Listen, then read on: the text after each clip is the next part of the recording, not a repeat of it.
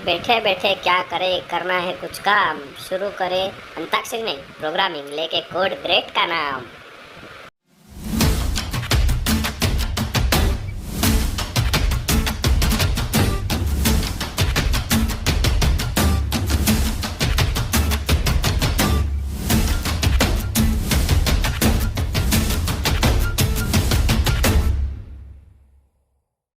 तो hello guys, कैसे हैं आप सभी लोग।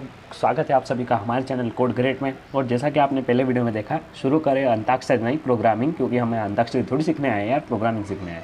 ठीक है, वो बस एक मस्ती के लिए वीडियो था।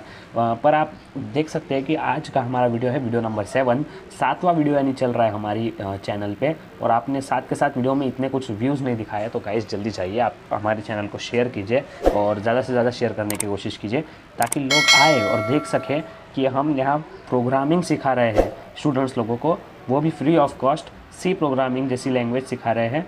ये व्हाट्सएप पे जो नोटिफिकेशन आ रहे हैं उसके लिए मुझे माफ़ कर दीजिएगा, मेरे को नहीं कर सकता कुछ। उसके बाद गाइज़ यहाँ जो है हम प्रोग्राम्स इन सी यानी प्रोग्राम इन सी के बारे में आज बात करने वाले हैं। आज के जो हमारे टॉपिक्स है प्रोग्राम रिलेटेड क्वेश्चंस, कुछ क्वेश्चंस दूंगा मैं आपको प्रोग्राम रिलेटेड, और गुड न्यूज़ के बारे में बताएंगे। वो गुड न्यूज़ क्या है मैं आपको बताऊंगा, पर्सनली बताऊंगा। फिर एक्सरसाइज जो है वो आपको मिलेगी। इसके बाद मैं आपको 5-6 प्रोग्राम बताऊंगा जो आप जाके कोड कर सकते हो उन्हें, या फिर उनका लॉजिक समझ सकते हैं। पर ये वीडियो देखने के बाद आपने जितने अब तक टॉपिक पढ़े हैं उनके प्रोग्राम्स आपके क्लियर हो जाएंगे। ठीक है, तो सबसे पहले आते हैं प्रोग्राम नंबर 1 पे। हमारा प्रोग्राम नंबर 1 है। हाँ, एक बात बताना मैं आपको भूल गया कि ये जो सिलेबस होगा ये हमारा based on Gujarat technological university syllabus होगा। गुजरात टेक्नोलॉजिकल यूनिवर्सिटी यानी GTU, उसके बेस सिलेबस यानी पूरा का पूरा हम आपको बुक नहीं सिखाएंगे, पर उसके हमने प्रोग्राम्स लिए। ये उनके ही बुक का प्रोग्राम है, उनके हमने प्रोग्राम्स लिए और उनके प्रोग्राम यूज़ कर रहे हैं। ठीक है, क्रेडिट देना ज़रूरी है यार। ASCII value of given character, हमें ASCII वैल्यू प्रिंट करना है। अब सबसे पहले तो बात ये ASCII क्या होता है। ASCII एक कैरेक्टर स्टैंडर्ड होता है। जैसे आपके अल्फ़ाबेट्स होते हैं A to Z, lower case upper case, lower case यानी छोटे, अपर केस यानी कैपिटल लेटर्स। तो ASCII जो है वो भी अल्फ़ाबेट्स होते हैं, पर वो स्पेशल प्रोग्रामिंग लैंग्वेजेस के अल्फ़ाबेट होते हैं जिन्हें यूज़ किया जाता है स्पेसिफिक नंबर देने के लिए। जैसे कैपिटल A यहाँ 65 से शुरू होता है। उसके बाद आगे आगे नंबर बढ़ते बढ़ते Z में 65 से लेकर जितने नंबर एंड होते हैं, तो एंडिंग नंबर Z का होता है। ठीक है, अब ASCII कैरेक्टर्स आप प्रिंट कैसे कर सकते हैं एक प्रोग्राम में, तो उसका ये प्रोग्राम है। उसमें हमें #include std.h लाइब्रेरी फाइल है। वॉइड फंक्शन का प्रोग्राम यानी कुछ रिटर्न टाइप नहीं होगा इसका। देख सकते हैं आप, रिटर्न तो कुछ कर नहीं रहा है, वॉइड यानी नो रिटर्न। मेन फंक्शन जैसे कि ये डिफ़ॉल्ट फंक्शन है एक सी का। एंट्री सेक्शन, फिर कैरेट नाम का एक सी वेरिएबल हमें यहाँ डिक्लेयर किया है। वेरिएबल डिक्लेरेशन भी हमने सीखा है, हमने सब कुछ सीखा है। प्रिंट एफ स्कैन एफ भी सिखाया है हमने पिछले वीडियो में सिखाया है। जाके पुराने वीडियो देखिए। एक कैरेक्टर एंटर करवाया, यानी कैरेक्टर कहाँ से एंटर करवाया, यूज़र से एंटर किया। यूज़र से इस तरीके से एक कैरेक्टर एंटर करवाते हैं। ठीक है, ये %C फॉर्मेट स्पेसिफायर है। किसका फॉर्मेट स्पेसिफायर है? फॉर्मेट स्पेसिफायर है कैरेक्टर का। कैरेक्टर का फॉर्मेट स्पेसिफायर क्या है? %C। ऐसे कर करके आप सारे फॉर्मेट स्पेसिफायर भी सीखे जाएंगे साथ साथ में। फिर प्रिंट एफ है, एक इनपुट लेने आउटपुट दिखाने के लिए स्क्रीन पे। ASCII of %C is %D NC। ठीक है, अब आपने जो कैरेक्टर लिया वो है A, उसकी ASCII वैल्यू आएगी 65। अब ये कंपाइलर को कैसे पता कि ASCII वैल्यू 65 है? कंपाइलर में डिफ़ॉल्टली ASCII वैल्यू सारी सेव होती है। कोई भी कंपाइलर हो, आप जावा का कंपाइलर यूज़ कीजिए, आप पाइथन यूज़ कीजिए पाइथन के लिए, आप टर्बो सी यूज़ कीजिए, आप विजुअल स्टूडियो कोड यूज़ कीजिए, सबके IDE बोलते हैं उन्हें। IDE यानी इंटीग्रेटेड डेवलपमेंट एनवायरनमेंट, IDE बोलते हैं उसे। कंपाइलर भी बोलते हैं हम, हमारी लैंग्वेज में कंपाइलर IDE दोनों बोलते हैं। ठीक है, तो ASCII कैरेक्टर्स का सिर्फ इतना मतलब है कि वो पहले से इनकोडेड होते हैं और स्पेशल टाइप के कैरेक्टर्स होते हैं जिनके आगे नंबर, उनकी वैल्यू नंबर होती है। A यानी 65 और Z तक लेके आप पूरी गिनती कर लीजिए तो आपको पता चल जाएगा। आगे चल के हम लूपिंग जब सीखेंगे तब ASCII का पूरा टेबल हम प्रिंट करेंगे। ठीक है, ये प्रोग्राम का वीडियो नंबर 1 है। ऐसे और 4 वीडियो आएंगे। पहले 2 वीडियो आएंगे, उसके बाद हम आपको इनपुट आउटपुट सारे स्टेटमेंट सिखाएंगे, उसके बाद और 2 वीडियो आएंगे। ठीक है, उसके बाद एक्सरसाइज वीडियो भी आएगा। पहला प्रोग्राम यहाँ खत्म होता है और ये दूसरा प्रोग्राम है आपके स्क्रीन पे। यहाँ है #include std.h library file, void main, void no return, void यानी नो रिटर्न, इंट यानी नो रिटर्न, इंट यानी return, sorry, void main function, default function, enter section, फिर 2 इंट के 2 वेरिएबल A एंड B, फिर values of A and B। हम यहाँ A and B की value print करेंगे यानी गेट करेंगे यूज़र से, और उनमें एक स्पेसिफिक ये लगाएंगे, यानी उनसे एक स्पेसिफिक एरिथमेटिक ऑपरेशन करेंगे। जैसे print f %D plus %D is equal to %D and A and B and A plus B and A and B and A plus B। इस सब का मतलब है कि एक परसेंटेज डी एक फॉर्मेट स्पेसिफायर है। अब किसका फॉर्मेट स्पेसिफायर है? Percentage D integer type values का फॉर्मेट स्पेसिफायर है। Integer type values, decimal type नहीं, पॉइंट टाइप नहीं, इंटीजर टाइप। यानी जैसे 1, सॉरी पेन में ले नहीं पा रहा हूँ, ये स्क्रीन रिकॉर्डर बीच में आ रहा है तो चलिए कोई बात नहीं, जैसे टेक्स्ट कर देंगे यार, जैसे 1 1 2 3 4 सारे नंबर्स, सारे जितने नंबर्स हैं सारे के सारे नंबर्स के फॉर्मेट स्पेसिफायर्स होते हैं परसेंटेज डी। ठीक है, दैट्स इट। अब percentage D plus percentage D, यानी हमने 2 नंबर जो यूज़र से लिए है वो नंबर लो, उनका आंसर जो आएगा वो भी परसेंटेज डी में आएगा क्योंकि इज इक्वल टू भी परसेंटेज डी है, और ए और बी में आएगा वो आंसर, ए और बी वेरिएबल में वो आंसर जाएगा। इस तरीके से प्रिंटफ के लिखने के तरीके हैं ये। प्रिंटफ में आप इस तरीके से लिखते हैं अगर आपको अरिथमेटिक ऑपरेशन करना है तो। अब आप इसे लूप में भी कर सकते हैं, लूप में ही सारे ऑपरेशन कर दीजिए। एक लूप लगा के वो लूपिंग आपको सिखाएंगे, और उसके आगे ए प्लस बी यानी ए प्लस बी का ऑपरेशन करो। उसके बाद ये printf percentage d minus percentage d, subtraction का operation, same to same process, बस साइन चेंज हो रही है हर जगह। फिर मल्टीप्लिकेशन का ऑपरेशन, फिर डिवाइड का ऑपरेशन, फिर मॉड्यूलर डिवीजन का ऑपरेशन। ठीक है, ये मॉड्यूलर डिवीजन का ऑपरेशन। ठीक है, A and B and A modular division B. अब ये सारे इस तरीके से आप लिख के बस एक ही बार लिख दीजिए, फिर उन सबको पेस्ट कर दीजिए और उनके साइंस चेंज कर दीजिए, बस ख़त्म। ये आपका प्रोग्राम हो गया। ये प्रोग्राम मल्टीपल अरिथमेटिक ऑपरेशंस कर रहा है एक ही टाइम में। ठीक है, उसके बाद आप वैल्यू एंटर कीजिए ए बी के, जैसे यहाँ की है 25 और 10। अब 25 और 10 में सारे ऑपरेशन होंगे। 25 + 10 35, 25 - 10 15, 25 × 10 250, 25 डिवाइड बाई 10 2, और 25 modular to the 10 is equal to 5।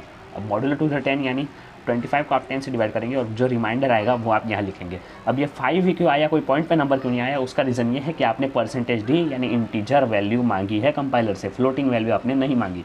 Floating value अगर आप मांगते ही नहीं है तो आपको फ्लोटिंग वैल्यू नहीं देगा। ठीक है, दैट्स द रीज़न। ये प्रोग्राम नंबर 2 था, काफ़ी ईजी प्रोग्राम था, इसमें कुछ हार्ड नहीं है इतना सब, ईजी प्रोग्राम है। ठीक है, उसके बाद प्रोग्राम नंबर 3 पे बढ़ते हैं अपने।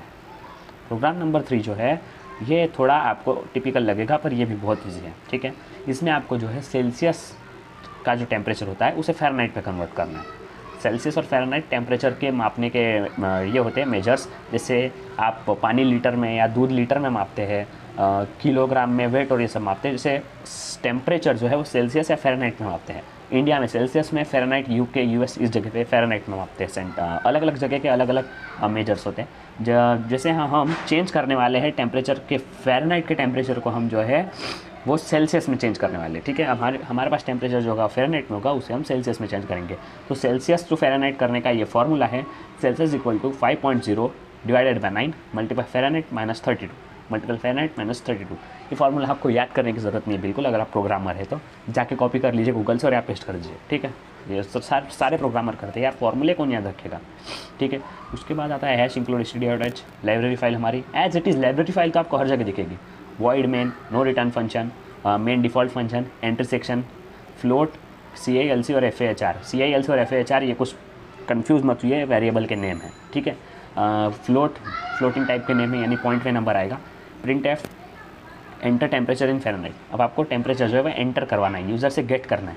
फ़ारेनहाइट में टेम्परेचर लिखेंगे, स्कैनफ परसेंटेज में FAHR यानी FAHR में वो स्टोर होगा जो आपने यूज़र से गेट करवाया। उसके बाद कैलकुलेट होगा, CILC कैलकुलेट नहीं है, CILC सेल्सियस में है। सेल्सियस में क्या टेम्परेचर होगा वो 5.0 divided by 9 into FAHR minus 32। ठीक है, ये CILC में जो इसका आंसर होगा वो स्टोर होगा। अब आप सेल्सियस की वैल्यू जो है वो स्टोर कर दीजिए CILC में। CILC printf equivalent Celsius of value is CILC। ठीक है, percentage F and CILC। Percentage F यानी फॉर्मेट स्पेसिफायर किसका है, ये फ्लोटिंग नंबर्स का है। ठीक है, फ्लोटिंग नंबर्स यानी पॉइंट वाले नंबर्स। उसके बाद नीचे आप देख सकते हैं enter the temperature in Fahrenheit 97.5 और सेल्सियस में टेम्परेचर आया 36.38888869। ठीक है, इस तरीके से आप फ़ारेनहाइट को ईजिली सेल्सियस में कन्वर्ट कर सकते हैं। मैं अभी बता रहा हूँ, फॉर्मूला याद रखने की ज़रूरत नहीं है, जाके कॉपी पेस्ट कर लीजिए। Okay, that's it. और याद रखना हो तो भी बहुत ईजी फार्मूला है, कहाँ यार रॉकेट साइंस है, ईजी फार्मूला है।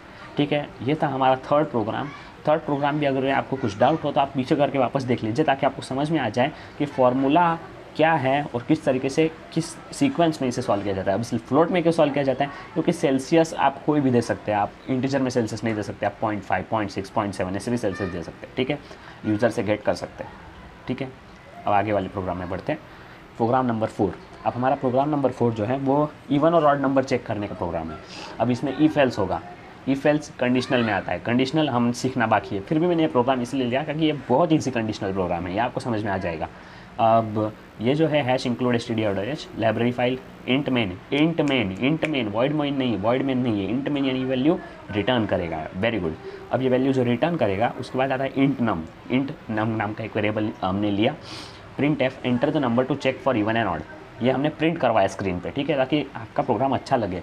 फिर स्कैन एफ गेट किया और वो नंबर कहाँ स्टोर होगा, नम में, जो आपने नंबर टाइप किया वो नम में स्टोर होगा। फिर इफ़ लगेगा, if num is modulo division to 2 and that is equal to 0, if num जो आपने वैल्यू एंटर की उसका मोडुलो डिवीजन 2 है, ठीक है, उसका मोडुलो डिवीजन करो 2 से, अगर वो मोडुलो डिवीजन इक्वल टू बराबर 0 के है तो नंबर इवन है, ठीक है, print F percentage D is even, नहीं तो else print F percentage D is odd, नहीं तो वो नंबर ऑड है। एंड नम इसलिए क्योंकि प्रिंट एफ करना है ना आपको, प्रिंट एफ एंड नम, यानी नम को प्रिंट कर दो, अगर ये कंडीशन सेटिस्फाइड होती है तो ये प्रिंट होता है, कंडीशन सेटिस्फाइड नहीं होती तो यहाँ से कंट्रोल निकलता है एल्स में जाता है और एल्स वाला सेक्शन प्रिंट हो जाता है। इफ़ में से जैसे ही कंडीशन सेटिस्फाइड नहीं होती वो डायरेक्ट निकल के एल्स में जाता है, ठीक है। ये सारी वस्तु आपको आराम से डिटेल वाइज जानने में मिलेगी। कहाँ जानने मिलेगी, कंडीशनल्स में। कंडीशनल कहाँ आएगा, अगले के अगले अभी आने वाला है कंडीशनल, उसके पहले बहुत सारी चीज़ें आपको सिखाना बाकी है। फिर रिटर्न 0 और bracket close, bracket open bracket close, ठीक है, प्रोग्राम टर्मिनेट। अब ये प्रोग्राम को आप enter a number to check even और ऑड, आपने 15 नंबर एंटर किया, अब क्या करेगा कंपाइलर, 15 को मॉड्यूल डिवीजन करेगा 2 से, जो आंसर आया वो 0 के इक्वल हुआ तो इवन, 0 के इक्वल नहीं हुआ तो ऑड, यानी रिमाइंडर अगर 0 आएगा तो ही तो ऊपर वाला नंबर इवन होगा या ऑड होगा, ठीक है। तो नंबर ऑड था क्योंकि 15 नंबर ऑड है, आप भी जानते हैं 2 के टेबल में नहीं आता, जो 2 के टेबल में आता है वो इवन, नहीं आता वो ऑड, सिंपल, ठीक है। प्रोग्राम नंबर 4 सिर्फ इतनी वस्तु चेक करने के लिए था कि नंबर इवन है या ऑड है, और पूरे प्रोग्राम का लॉजिक सिर्फ इतना सा है, num percentage 2 num modulo division 2 is equal to 0, ये सिर्फ लॉजिक है। ये सब तो वस्तु आप प्रोग्राम और आपको आनी चाहिए, नहीं आती है तो पिछले जाके वीडियो सारे देख लीजिए, ठीक है। Program number 5 last program but not least program. अब इसमें आप क्या करेंगे, वॉल्यूम ऑफ स्फीयर को कैलकुलेट करेंगे। वॉल्यूम ऑफ स्फीयर का वॉल्यूम यानी कितनी स्पेस है, कितनी स्पेस कंटेन है उसमें, ठीक है। उसके बाद इसमें आप लिखेंगे इंक्लूड stdio.h हमारी लाइब्रेरी फाइल, math.h यानी उसमें मैथमेटिकल ऑपरेशंस आप सारे कर सकते हैं, सारे के सारे मैथमेटिकल ऑपरेशंस math.h लाइब्रेरी में आते हैं। लाइब्रेरीज भी बहुत सारी होती हैं। फिर conio.h आपको बताने की ज़रूरत नहीं, आप जानते हैं स्टूडियो के नीचे conio लगता है, किसी के में लगता है, किसी के में नहीं लगता, मैथ्स के प्रॉब्लम्स में ज़्यादा करके लगता है।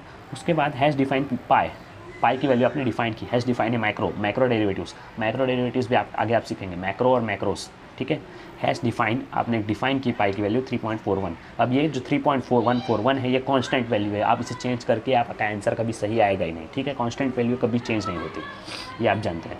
इंट मेन रिटर्न टाइप है, int main intersection float radius और वॉल्यूम, ये एक ही जगह पे एक ही साथ आप 2 वैल्यू भी डिक्लेयर कर सकते हैं, जैसे यहाँ की हुई है कोमा दे के वैल्यू, वॉल्यूम रेडियस वॉल्यूम 2 बार लिखने की ज़रूरत नहीं है, एक ही बार में कर दीजिए।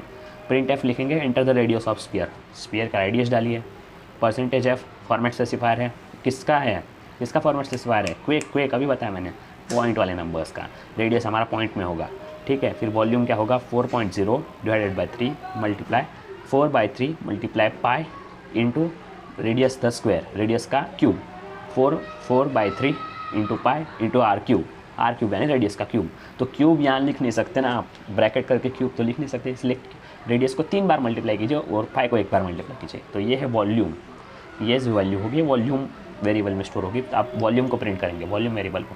जी 0.4 क्या है, इसे दिमाग में घुसाने की ज़रूरत इतनी नहीं है। 0.4 यानी जो आंसर आएगा वो लंबा भी हो सकता है, जैसे 0.444 111 115 555, तो उतना लंबा आंसर आपको लिखने की ज़रूरत नहीं है, तो आपको 4 स्पेस डिफाइन करनी पड़ेगी, यानी आपका आंसर जो है 4 स्पेस में आएगा, यानी 4 नंबर की वैल्यू होगी आपके आंसर की, इस तरीके से।